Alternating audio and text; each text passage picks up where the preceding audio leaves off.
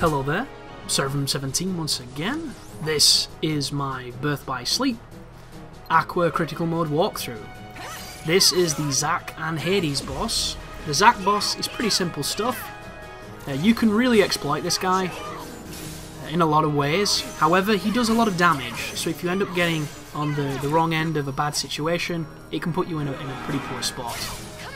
But for the most, this is however you want to play it. Just know that after this, you're going to be taking on a boss, which I think is the Ice Titan, and it's Hades at the same time. And it's not exactly difficult, but it's enough to, you know, do away with your life if you're not careful. Like, Hades spams that rotating bullshit move he's always had. The Ice Titan's just an annoyance. The lock-on is not the best. The camera can be quite awkward. It's just an inclusion of factors that you haven't really had to put up with too much just yet. Also, countering here is legitimately useful, because it can do some extra damage. But if you launch him, you can hit him with some... Wow, what was that? Hit him with some crazy sword Hadouken nonsense.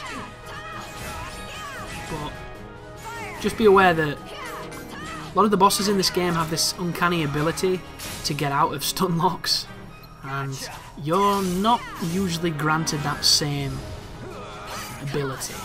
But this is a fun fight. But he hit me, what, once so far with that crazy projectile, and it took off just over half my life. So be aware of it. And another good strategy too, if you're a low level and your damage just isn't there and you don't want to level up, quickly put on the modifier so that it puts it to level 1, the no leveling modifier. It won't put you to level 1, sorry, that was a misspeak from me, misspoken. It will stop you from getting experience, but what it will do is it will give you a passive increase in damage. And this is something that's really useful to try and tipping it over the edge. And I ended up putting it on I think it was my Ventus walkthrough, because I just couldn't do enough damage without it, because I wasn't, you know, high enough to really do much to the boss, and it really helped. And I was at the end of the game, so what did I really need by getting more levels other than wasting my time? But you'll notice Hades is very passive for the most during this phase. You want to focus on weakening the Titan, and then you can focus on getting rid of Hades. I believe fire will do more damage to the Ice Titan just because science, and I believe that ice will do more damage to Hades because, once again, mythological science. This is obviously how this works, right? But whenever James Woods is blue, it means you can do some good damage to him, and he probably won't contest it. The moment he turns red is when he gets hyper armor, super armor, whatever you want to call it, invincibility, and he starts doing some pretty high damaging moves. But we did a big hit there, and I hit him with Firestorm, and it did great damage, so maybe it's got nothing to do with the elements this encounter. As I shot lock him, and I do, I think that's the ice one. Interesting, I didn't do the finishing bit. Ooh, this is his rotating move. You can rotate with it, but once again the camera can fight you and put you in a bad spot and you'll take damage. I like to get out of the range of it and attempt to fire some stuff at him. Afterwards he'll have a cooldown process where he's a little vulnerable, so you want to try and get in there and do some hits. But I think he's still invincible when he's red, so you need to wait for him to come out of that. But I don't know, guys, I think at this point, after Vanitas, there's nothing here that's really going to put up too much of a hassle unless you're playing bad.